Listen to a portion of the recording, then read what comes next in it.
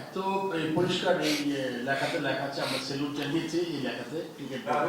হ্যাঁ, এটা অত্যন্ত স্বাগত জানিয়েছে। তামিমের যে তামিমের ব্যাপারে একদের প্যারা আছে এখানে, সে কিরকম ভাবে কতটা অ্যাক্টিভ খেলার ব্যাপারে প্লেয়ারদের ব্যাপারে চিন্তিত, এবং তাকে আমরা স্বাগত জানিয়েছি।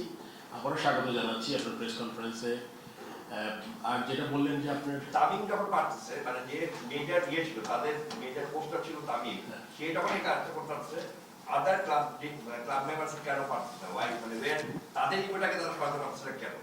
আমি তো মনে করি যে যেই জিনিসটা নিয়ে তারা খেলতে চাচ্ছে না, এই রিজনটা না খেলার সাথে কোনো সম্পৃক্ততা নাই। এটা কিন্তু আপনি যদি বলেন একটাই কারণ, ক্রিকেট বোর্ড যারা নির্বাচিত হয়ে আসে নাই বা আসতে পারে না, যে কোনো কারণেই হোক, তারা কিন্তু খুবই সোচ্চার এই ব্যাপারটা। এটা আমি দেখেছি আর কি।